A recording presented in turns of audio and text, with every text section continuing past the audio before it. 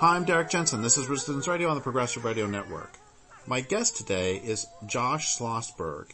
He's a Denver, Colorado-based investigative journalist who writes about ecology, wildlife, climate change, and energy for various publications, including Enviro News, Truth Out, Earth Island Journal, Denver Westward, and Boulder Weekly.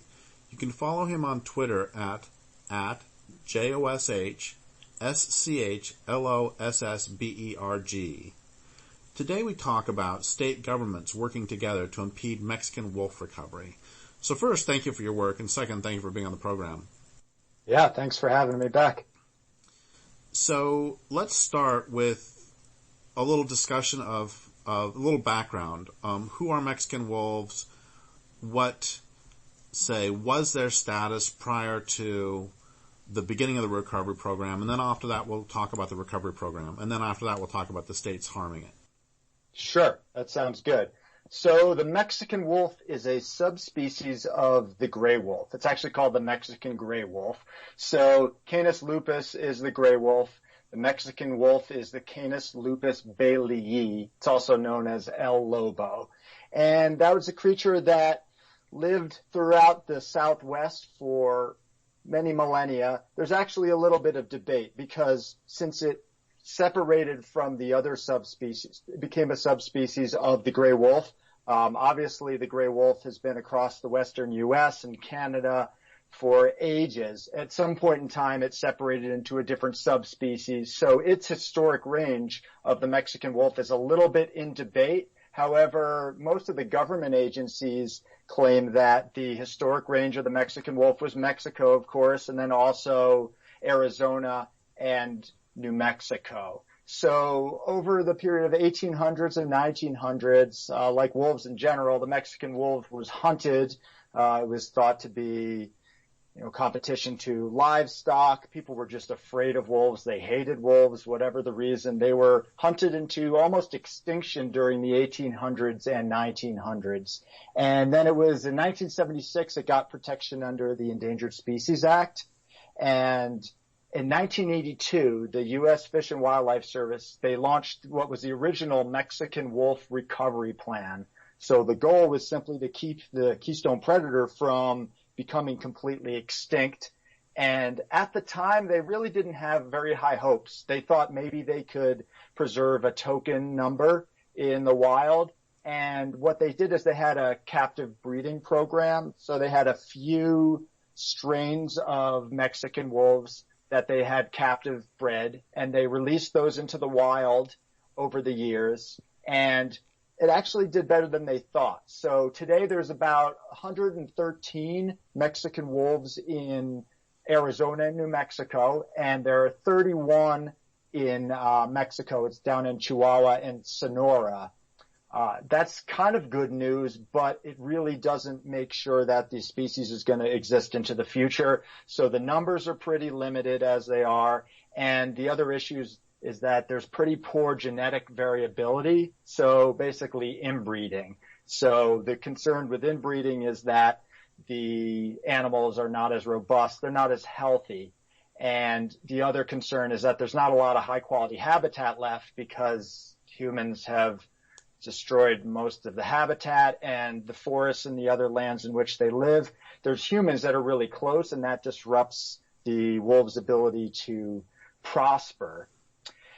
And so over the years, the Fish and Wildlife Service had been working on this wolf recovery plan, the Mexican wolf recovery plan, but they were kind of dragging their heels, at least according to conservation groups. So back in 2014, a few of those groups decided to sue the Fish and Wildlife Service for delaying that completion of the plan. So because of a settlement, the agency decided, okay, we'll have the final plan out in November of 2017. And so they just released that a couple months ago.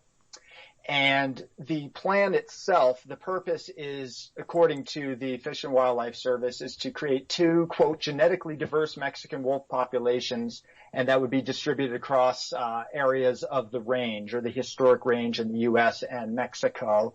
And it's estimated to cost about $180 million, and that's going to be paid for by federal, state government agencies and NGOs as well. and they have a specific number that they're trying to reach with this plan. So the number would be 320 wolves in the U.S. and 200 in Mexico. Obviously, the U.S. Fish and Wildlife Service doesn't have much of a say of what goes on in Mexico, but the plan would be to have 320 of them in the U.S. over the next 2 to 3 decades, and then they would delist them from the endangered species list. So at that point, all the protections afforded to the Mexican wolf would be removed. Sometimes that's a good thing, right? You have enough numbers that it doesn't have to be considered endangered, but a lot of scientists and a lot of conservation groups say that that number is way too low to delist them. And I can get into a few other details of what's going on, unless you have any questions for me right now, Derrick. Well, so far the fact that they want to establish these two populations, that part is at least sort of good, right? This is, so far, we would like the numbers higher, we would like them not removed from protection, but so far that part of the plan is okay, right? Yeah, of course. The idea of establishing protections for the wolf is a good thing, and the Fish and Wildlife Service does deserve due credit for having brought them back from the literal brink of extinction. So that's pretty good. But there are some concerns with what the plan is looking to do, and I can get into those if you like. Yeah, let's well, and before we give too much credit to the Fish and Wildlife Service, and I do want to say, I know a lot of individuals who work for the Fish and Wildlife Service who right. are often very dedicated and doing great work, which doesn't alter the fact that, as you said earlier, Fish and Wildlife Service had, as an organization, had to be sued to do the right thing, which happens every damn time pretty much.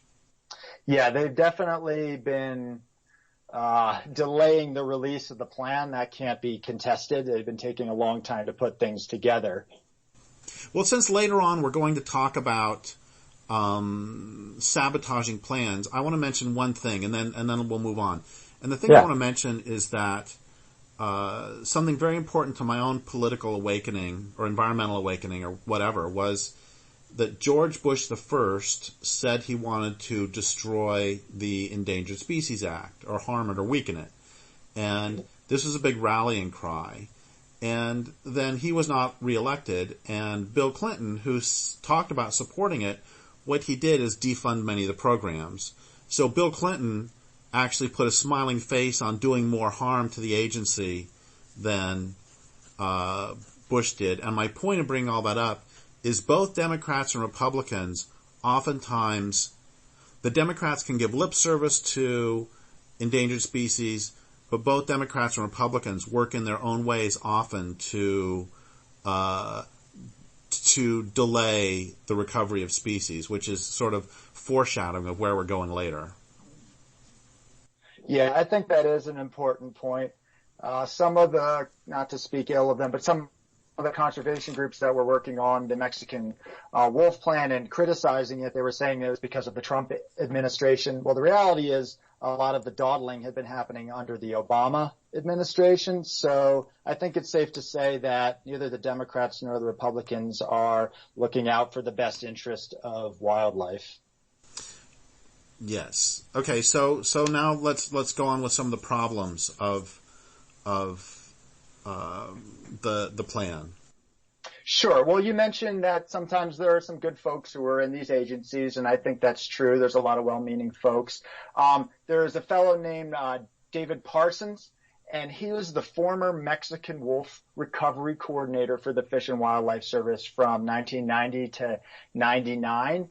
And he was a part of what was called the science and planning subgroup of that recovery team. So in 2011, they had recommended a minimum of 750 wolves in the U.S. and 100 in Mexico. And that would be like 3 separate populations of 200 to 300 wolves before delisting. So keep in mind that the current plan, the plan that was put out there, says just 320 wolves. The scientists said, no, there needs to be 750 wolves. So that's one of the main issues that the conservation groups and scientists are pointing out with the final Mexican wolf recovery plan, is that those numbers are actually too low.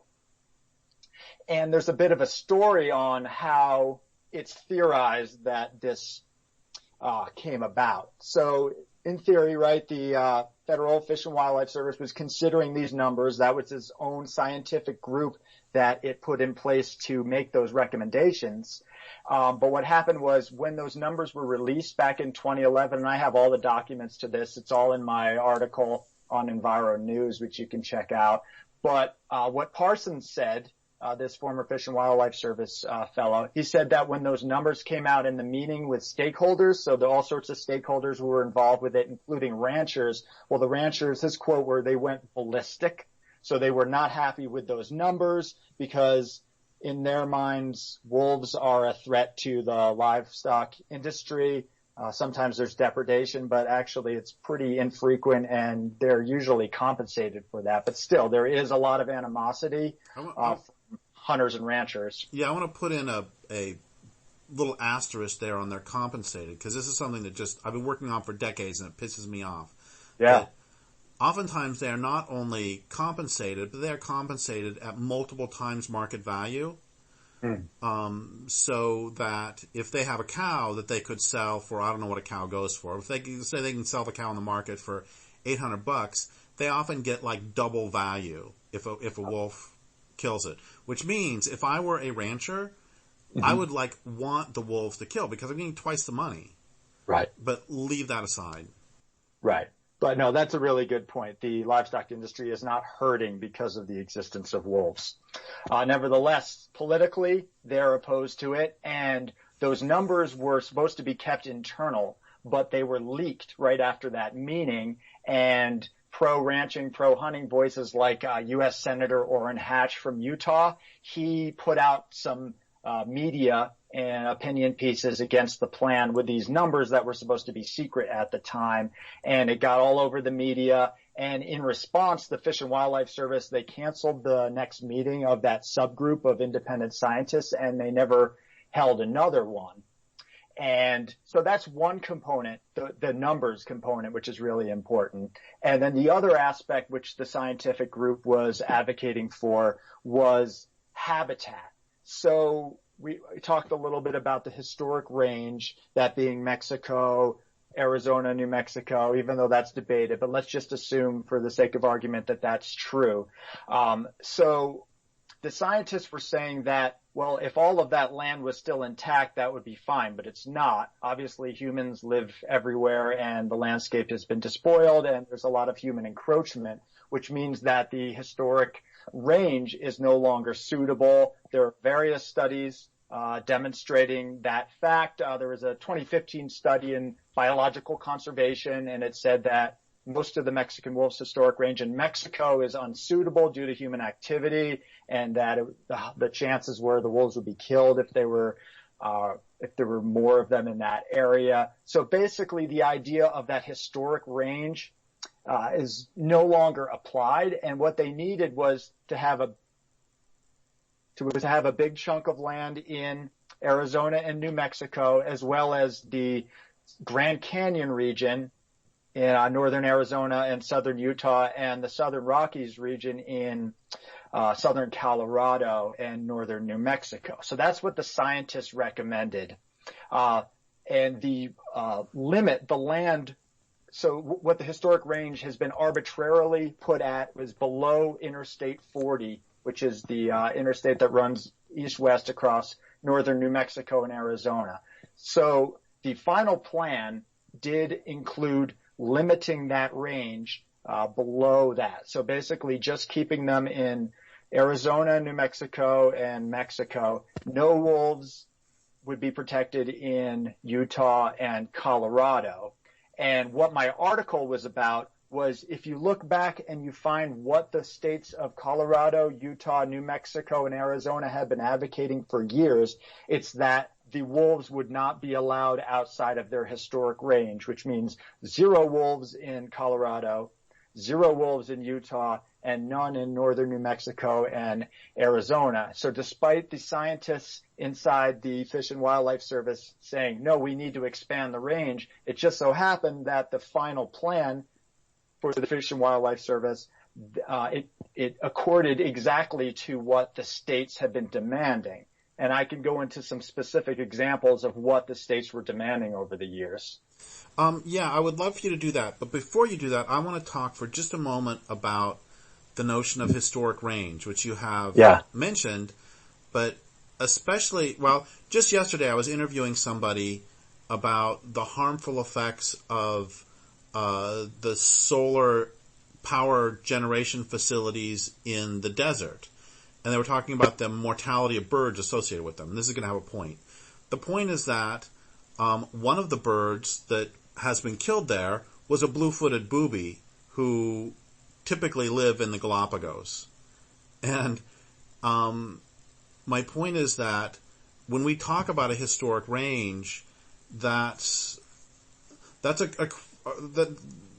is the wolves did not stay south of the land that would someday become I-40, and wolves are especially known for moving. There are packs of wolves have moved into Idaho, and people in Northern California are really either excited or angry, depending on who you are, because there are wolves who just in the normal state of things have made their way down to California. And one more thing before I'll shut up, which is that I was talking to a grizzly bear expert a few months ago who said grizzly bears actually expand their range fairly slowly because the daughters will basically want to hang out kind of near the mothers, but they'll expand it a few miles in one generation.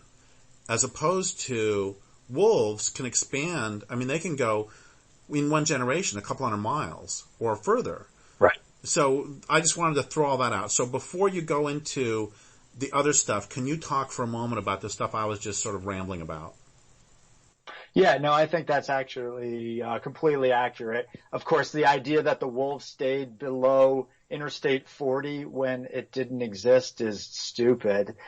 They drew some arbitrary demarcation. It may well be that over recent centuries they lived below a certain limit most of the time. It's really hard to say. David Parsons, the guy who used to work with Fish and Wildlife Service, and now I should say he's actually a strong wolf advocate and joins these conservation groups to sue the Fish and Wildlife Service. He is the one who pointed out that, wolves were once distributed from Mexico City up to the Yukon, as the gray wolf, and then when the subspecies separated. So it's kind of dumb to be able to say, no, we know that these creatures didn't move beyond this limit.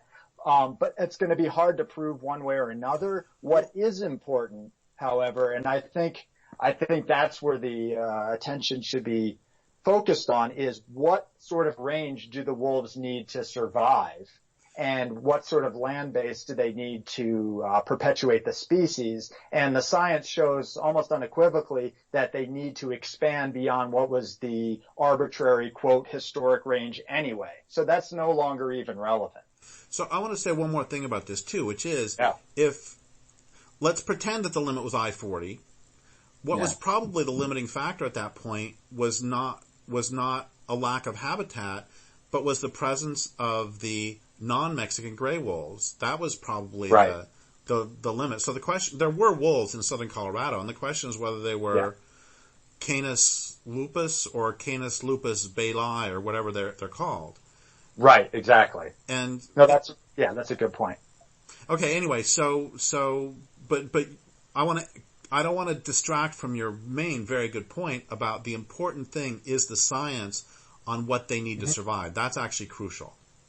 Yeah, no, I think so. And that is a really interesting point though that you made. It's probably that the gray wolf itself was dominating those other habitats, and the Mexican wolf was staying down where it was. But regardless, the scientists do say it needs more range. But the thing is, the states of Colorado and Utah have stated that they do not want wolves in their state. And same with Arizona and New Mexico. So the most damning information, and then none of this is secret. This is all out there, and I have links to all this in my article. So there was a joint letter sent by the governors of those 4 states to, it was the Secretary of Interior and the head of the Fish and Wildlife Service at the time. And basically they said in the letter that they did not want the Mexican wolves to go above that arbitrary I-40 boundary. So stating very, very clearly on the record, that means no wolves in Colorado, no Mexican wolves in Colorado, and no Mexican wolves in Utah whatsoever. And then you take a look at some of the other documents and statements that have been made over the years by these different states in regards to wolves, you find that they've been very hostile to the reintroduction of wolves. They stated that they do support the Mexican Wolf Recovery Plan, and they're actually a fan of the current plan because, well, it just so happens to do exactly the things that they want to do. So they're okay with the wolves existing below those boundaries in New Mexico and Arizona. But, for instance, in 2016, the Colorado Parks and Wildlife Commission, they passed a resolution that would oppose the release of any wolf subspecies into the state. So there would not be any captive wolves released into Colorado as of now. And they did state in that they wanted also the Mexican wolf to stay in its historic range. So they've made clear statements about that in the past. And in 2016, the New Mexico Department of Game and Fish, they sued the Fish and Wildlife Service to stop the release of captive wolves into the state. And that's still going on. The injunction was granted and then it was overturned. So that's in federal court right now. So stay tuned about that. I'll probably be reporting on that in the future. And this is just an abbreviated list of the things that the states have done to push back wolf recovery. In 2011, the New Mexico Game Commission, so they backed out of the wolf recovery program altogether. They didn't want anything to do with it. That's the state agency of New Mexico. In 2010, Arizona Game and Fish Department, they contacted Congress and they said they wanted the gray wolf and the Mexican wolf to be delisted from the Endangered Species Act. And Utah in 2010 has a bill that would require its Division of Wildlife Resources, so that's their state wildlife agency, to get rid of any wolves found inside of state lines, and they threatened to sue the Fish and Wildlife Service if the Mexican wolf plan expanded the range into the state. So that's been years of them being pretty obviously opposed to wolf recovery and specifically Mexican wolf recovery. And the Federal Fish and Wildlife Service, based on its own scientific recommendations, was considering more numbers and expanding the range. And then after this state pushback, they ended up doing exactly what the states wanted. So the contention from conservation groups, and I think it's pretty much fact, is that the states didn't want an expansion of the range. They didn't want more numbers for the Mexican gray wolves. The federal government was considering more numbers and greater range, and they decided not to because they didn't want to have to contend with the states. So basically, the states wrote this plan, and a lot of the states are thought to be influenced by the pro-hunter and pro-ranching special interests. And so the conservation groups are suing on this. Whether that will come to any fruition, it's hard to say. So let's be explicit. What is wrong with a state government attempting to influence a recovery plan?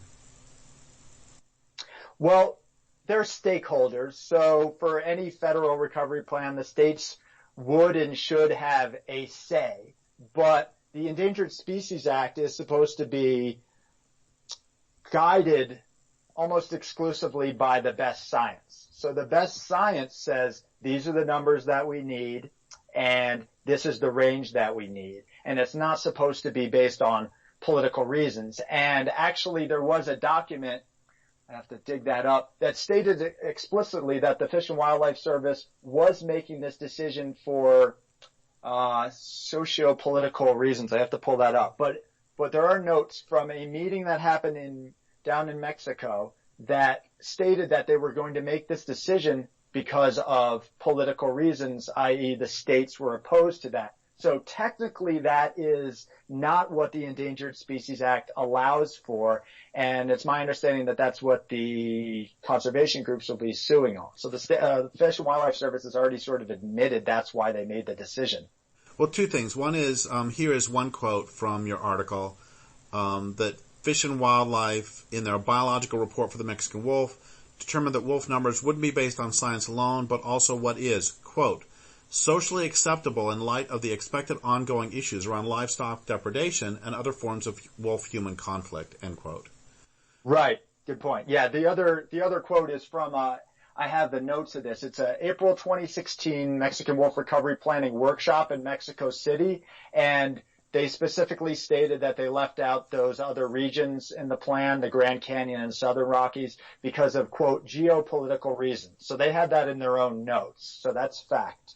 And so one of the reasons I wanted to interview you about this particular subject, apart from a love of the wild and Mexican wolves, is that the Endangered Species Act, I mean, you said this before, but the Endangered Species Act, one of the beauties of that law was that it was supposed to be based explicitly and pretty much solely on science and on what is good for the creature. And the introduction of having a creature be saved or be brought back, be recovered based on terms of, quote, social acceptability, that is, I don't know if I want to use the term blasphemy, but that we can say without using any hyperbole that is grotesquely counter to the intent of the law. Well, it seems as if it would be, and that's what the courts would decide, and that's what the lawsuit would be on. So it's technically, potentially illegal. But another point to make about social acceptability, and this was made by David Parsons. So let's just say that social opinion does play into this when it's not really supposed to. The many polls that have done from citizens of the 4 states, people want the wolves to come back. It's been the vast majority, around 70% of folks in each of the states want wolves to come back. So it's actually a small percentage that don't want wolves to come back. But again, it's the powerful special interests that have the ear of a lot of the politicians and the agencies. So even on social reasons alone, we would be reintroducing or allowing at least the spread of the wolves. And there's this phrase, other forms of wolf-human conflict.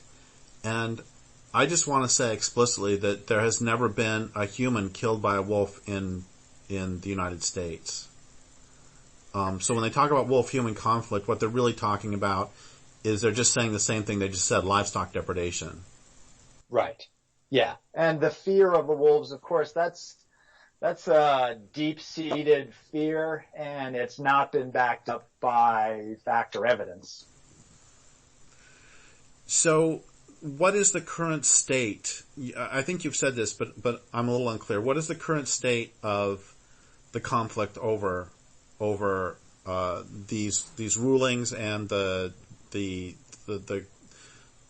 what's the current state of the conflict? Yeah, so at the end of November, pretty much right after the final Mexican Wolf Recovery Plan was released, Earth Justice and several conservation groups they filed their 60-day notice to sue on the violation of Endangered Species Act in the plan. So they basically say that the shortcomings in the numbers and the allowable range is going to prevent the wolf recovery. So when a recovery plan does not allow for recovery, there's something wrong. And something illegal. I mean, that violates the Endangered Species Act. Yes, that is the contention. And it's up to the courts right now, which, I mean, the courts don't necessarily always create just outcomes, but that is the hope. So we're about 30 minutes in, so we have about 15 minutes left. And I want to start going the direction of, if people care about this, what can they do?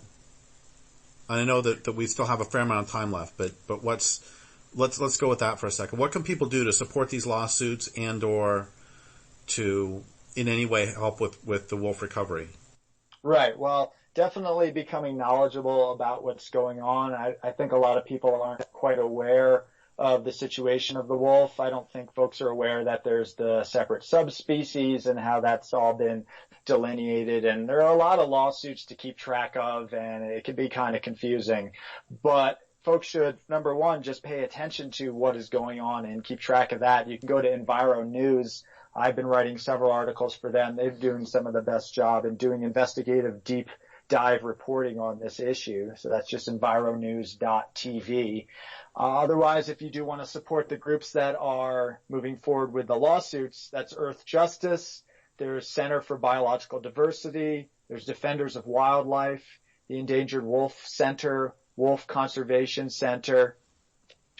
So those are the several groups who are working on that lawsuit. I find some interesting stuff, though. I just want to mention this. It's a little bit tangential. Please. But I had been on Facebook, right? And it was a group about wolves. I'm a member of several of those. Sometimes I'll post the article or ask questions or whatever. And I posted my article in one of these groups that's very popular about wolves. And they post a lot of pictures, beautiful pictures about wolves. And the administrator told me that he was going to delete my article because he didn't want anything political posted in the group. And I just thought that was really interesting because, I mean, the question is whether or not the members of the group would agree with that, but maybe some of them would. So a lot of folks just aesthetically think the wolf is beautiful. They're inspired by it, the mythology and the symbolism. But then when it comes to getting into the nitty gritty of here's what's actually going on and here's what you can do, maybe people aren't as interested in that. But I just thought that was a very telling and I have to say depressing incident where somebody who created a group all about looking at how beautiful the wolf is and then an article saying, hey, it might not exist in the future. And then they're like, we don't want to talk about that. Well, even more so because your article itself is not a polemic. Your article is, I think, straight investigative journalism where, I mean, I freely acknowledge that the work I do is polemic. And I'm trying to sort of beat people over the head with a perspective. And I didn't feel from your article like you were beating people over the head with a perspective. You were simply reporting facts. It was just based on the documents and just quoting what the states had done. But I think they just didn't like the idea that that discussion was happening at all, which I don't even know what to make of that. But that's my cynical response to how can people get involved. But of course, the folks who are listening to your show do want to get involved, and I hope that they do. And there's another issue I want to talk about. We've hit this, but the issue of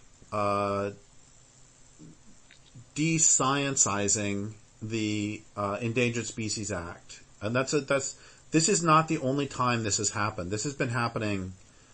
This has been one of the ways the ESA has been eroded ever since almost the beginning. I mean, yeah. I'm sure that listeners know about the God Squad, if you recall that. The God Squad has been convened a couple times to overrule the Endangered Species Act. There was once for a dam that was being built in, I believe, Tennessee. And there are, I don't know what I'm trying to get at, but I think that is one of the stories here is the story you told, and another story is the increasing politicization, which has been happening all along, but the increasing politicization of the Endangered Species Act. And then also, I don't know if you want to also go to the larger direction of increasing politicization of science itself. Well, there's certainly that, but if we do get into that, let me first just touch on this other aspect of the Endangered Species Act. So I actually wrote an article a couple of weeks ago for Enviro News.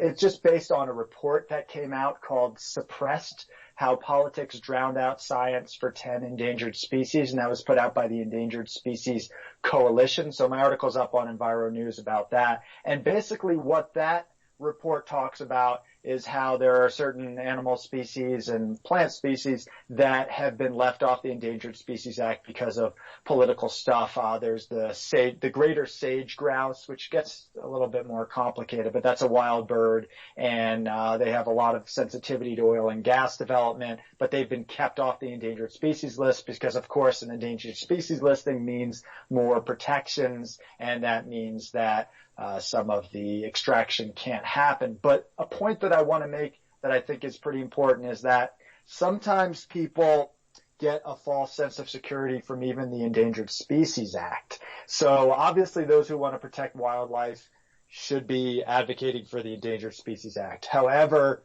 in this report, it shows that even the species that are protected under the ESA are not necessarily even that well protected. So just because they're listed, it doesn't mean that they're doing all the things that they need to do to ensure that they survive. And so in this report and in my article, it mentions these various species that are, protected under the ESA, but still aren't getting their due protection. And that includes the ocelot. So there's only 53 of those wildcats left in Texas and a few in Arizona. And so Trump's proposed border wall, whether that would even be built or not, that if that were to be built, that could impair the species' connectivity with populations in Mexico. So that's one aspect of it. Of course, the Mexican wolf is protected under the Endangered Species Act, but they're still not giving them the numbers that the scientists say they need. There's the Pacific leatherback sea turtle. And so that's been dealing with a lot of issues with drift nets, egg harvesting, boats, other pollution, and the pallid sturgeon. So again, these are all endangered. These are all protected by the Endangered Species Act, supposedly. So there's dams on the Missouri and the Mississippi rivers where this prehistoric sturgeon lives, and that's really been harming their ability to repopulate. There is a plant called the San Jacinto Valley crown scale, and that only grows in one spot in the floodplains of Riverside County, California, but there's been a lot of agricultural and real estate development, and so that hasn't really been adequately protected. And the North Atlantic right whale, and there's only 450 of those left, and because of fishing situations, getting hit by ships, seismic stuff, military sonar, their numbers are dwindling. So just because something is protected under the ESA doesn't mean that it is going to be prevented from extinction. Which is a hugely important point. And so what is to be done about that? That is a damn good question, and I don't have an answer to that. My only answer would be you have to be knowledgeable and you have to be aware in order to know that these things are going on, and you have to engage in order to prevent those things from happening. But the political system is such that it doesn't always operate based on science and justice, so there are concerns with that. A lot of conservation groups are doing very excellent work, but some groups that call themselves that might be doing things in a way that you might not support. So I'm not going to be speaking ill specifically of any groups in particular, but I think it's important for people to know the groups that they're supporting. So unfortunately, what this all comes down to is people taking it upon themselves to be educated on the issues, educated on what organizations are doing and what they do as their methodology for conservation. And that's a tall order. I acknowledge that's a tall order. So what I try to do in my articles is I try to make this science available to people in a way that's readable. I have a decent ability to understand science, but at the same time, I'm not a complete egghead, so I can translate that into English. And perhaps because I am not some brilliant scientist, I'm able to just synthesize the basic points that most people would be able to understand. And I also have a really good understanding of the way the conservation group environmentalist landscape works. So I can lay out there what individual groups are doing and what some groups are not doing, even though sometimes that's controversial. And my job isn't to shit on anyone, but it is to just provide the facts and evidence and what these groups are actually doing and what they are not. So my own self-centered answer to that would be follow the work that I'm doing, because I'm trying to get people educated. I'm trying to educate activists and other concerned citizens so they can know how to interface.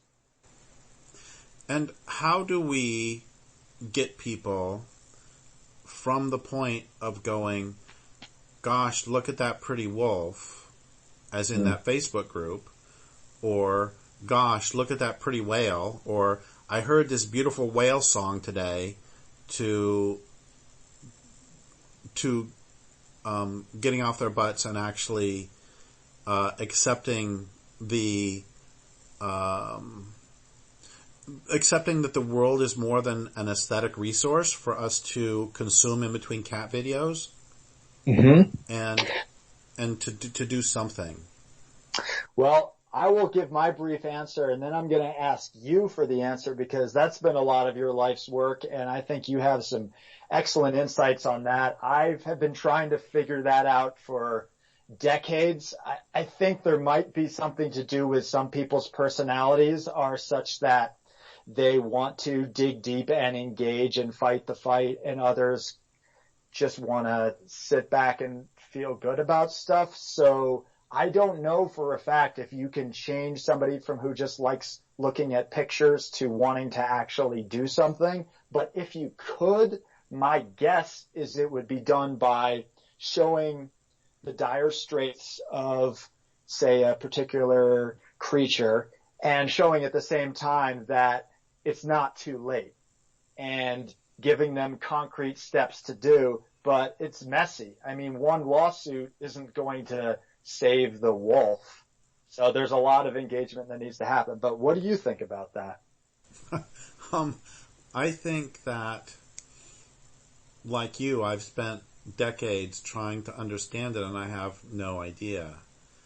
And you sort of said something about personality and or characteristic or something, and I sort of feel the same. It reminds me, I interviewed Judith Herman, who's one of the world's experts on trauma, and also interviewed Robert J. Lifton, who is probably the world's foremost authority on the psychology of genocide. And I asked both of them individually the same question, which is, why is it that some people will open out from trauma and take on survivor missions and become really good people, and other people will close down from trauma and become horrible? It's like there are survivors of the Holocaust who then became just stunningly wonderful people who fought tirelessly for justice, and there are others who came out and then, beat their families because of the trauma. And of course, some people do multiple parts of that. But I asked them both the question, why do some people open out from trauma and some people close down? Why do some people end up fighting injustice and some people don't? These are two of the world's experts on this. And the response by both of them was, in a very friendly fashion, they laughed at me. And they said, God, I wish I knew.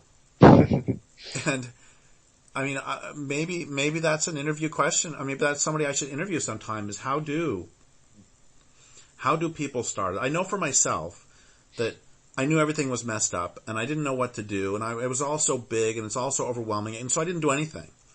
And then I realized that I wasn't paying enough for gas, and I started saying, okay, every time I buy a tank of gas, I'm going to give $10 to a local environmental organization. But I didn't have any money, so I would pay myself $5 an hour to do activism.